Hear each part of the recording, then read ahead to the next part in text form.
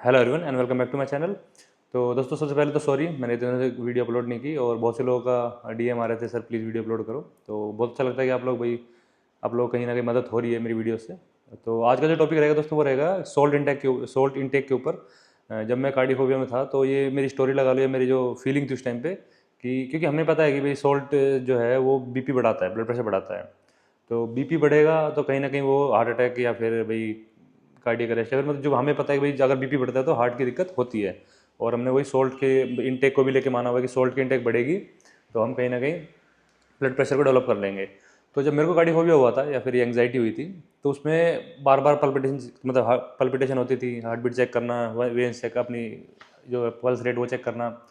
BP की machine लेके आ गया था मैं, बीपी की मशीन बार बार चेक करता रहता था। एक बैटरी खत्म हुई, दूसरी बैटरी लिया, ऐसे मतलब हर हफ्ते के साथ साथ मैं बैटरी खत्म कर देता था जो बीपी की मशीन थी उसकी। तो फिर मैंने कहीं ना कहीं जैसे थोड़ी नॉलेज तो थी कि भाई जो सॉल्ट इंटेक अगर कम करते हैं तो बीपी नॉर्मल आ जाता है। तो मैंने क्या नाम है घर पे वो लिया है, वेइंग स्केल रहता है।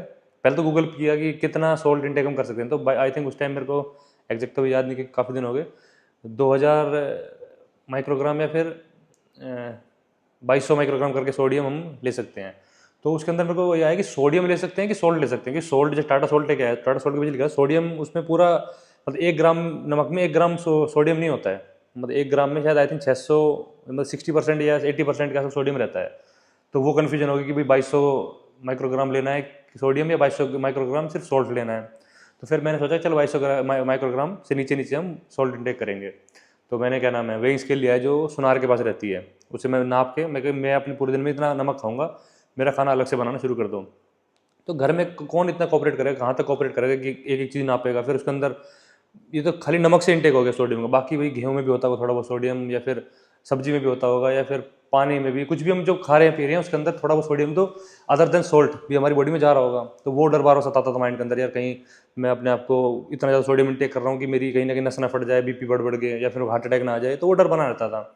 और दूसरे लोगों को देखता था जो बर्गर खा रहे कि एक बोलते थे कि एक कोक की बोतल में इतना सोडियम रहता है या फिर शुगर रहता है, और एक बर्गर में इतना वो रहता है, क्या नाम है, नमक रहता है कि आप पूरे दिन भी उसको, मतलब एक हफ्ते का नमक आप एक बर्गर में खा, मतलब आपको मिल रहा है। तो ये सब चीज़ें मैंने बार बार फीडिंग ली भाई गूगल से, चैट जीपीटी से, उस टाइम तो चैट जीपीटी इतना नहीं था, पर गूगल वगैरह से कि कितना सोडियम एडुकेट है, वीडियो देख की कितनी बीपी कैसे कम कर रहे हैं, सोल्ट इंटेक कैसे घटाएं। फिर एक्सरसाइज करना ज़्यादा शुरू कर दिया भाई, सोल्ट मान लो हो सकता है मैं 4 ग्राम ले रहा हूँ तो 2 ग्राम जो सोडियम है पसीने के जरिए अपने बॉडी से एक्सक्रीट कर दूँ। मतलब माइंड पूरे दिन बॉदरेशन में रहता था, पूरे दिन एक बोलते हैं ओवर थिंकिंग की पूरे गुच्छा माइंड का चलता रहता था कि सॉल्ट इंटेक कैसे कम करना है।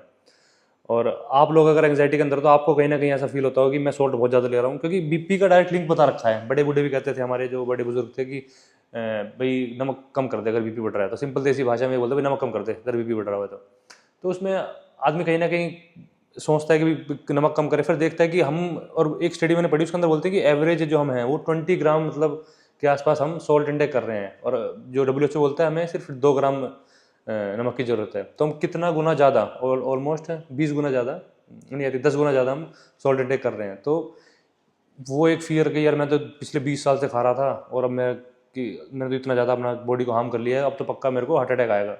तो अगर आपको भी सेम फीलिंग आती है तो दोस्तों ये कोई नमक से, कोई बीपी से, कोई हार्ट अटैक की सिम्टम से आपको हार्ट अटैक होने वाला उससे नहीं है। आपके माइंड के अंदर एक सोच डेवलप हो गई है, एक बिलीफ सिस्टम बन गया है जो आपको डरा रहा है अंदर अंदर, और आपको नॉर्मल डे टू डे जो आप काम, पढ़ाई हो गया, चाहे आपकी जॉब होगी, उसको करने में भी आपकी मतलब हिंड्रेंस डाल रहा है, बाधा बन रहा है।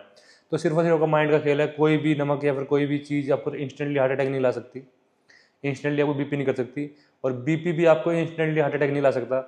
फॉर प्रोलॉन्ग टाइम, मान लो अगर आपने 10 साल 20 साल तक बीपी को इग्नोर कर रखा है, आपको एक बार पता चलेगा कि आपको बीपी मान लो 150 180 के आसपास आ रहा है, और आपने उसकी मेडिकेशन नहीं लिया या फिर आपने वेट लॉस नहीं किया, या डाइटरी अप्रोच, एक होता है DASH diet, dietary approach to stop hypertension, मैंने इसके ऊपर रिसर्च कर दी थी पूरी। क्योंकि कार्डियोफोबिया दोस्तों होता ही ऐसा है, उस टाइम पे लगता है कि आदमी अगले सेकंड मर जाऊँ, इस सेकंड मर जाऊँ, तो उसमें आदमी सॉल्ट इंटेक हो गया, बीपी हो गया, सब कुछ कम करना शुरू कर देता है।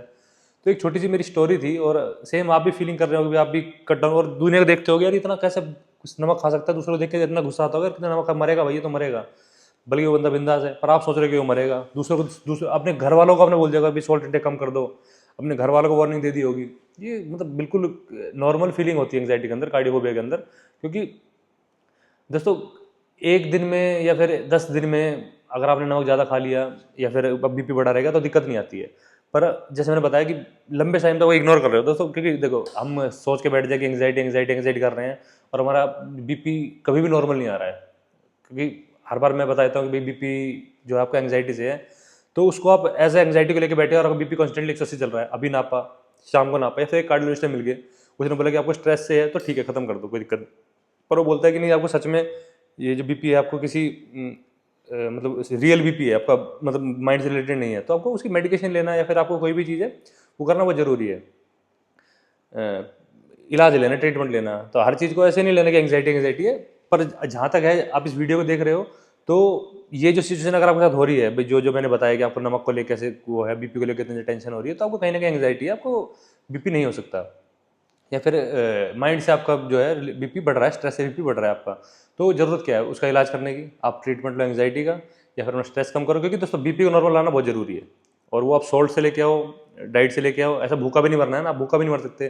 क्योंकि जब तक आपका मन खुश नहीं होगा, जैसे बहुत लोग बोलते हैं ना, बर्गर खा के आपको 20 गुना ज़्यादा आपको सॉल्ट मिल रहा है पर इंजॉयमेंट बहुत ज़्यादा मिल रहा है उससे, तो वो आपका बीपी नहीं बढ़ाएगा सीधा सीधा देखा जाए तो। क्योंकि उसके आप पेट फुल हो गया, आपको शांति मिल गई, आप चेक करोगे आपको बीपी बिल्कुल नॉर्मल मिलेगा। पर आप एज अ स्ट्रेस खा रहे हो खाने को, यार इसमें रोटी में नमक है, मैं इसको खा रहा हूँ मेरा बीपी बढ़ेगा, या फिर इस बर्गर में या सब्जी में नमक बहुत ज़्यादा है मेरा बीपी बढ़ेगा, वो सोच सोच के आपको बीपी जरूर बढ़ जाएगा, बट सिंगल उस बर्गर से बीपी नहीं बढ़ने वाला है।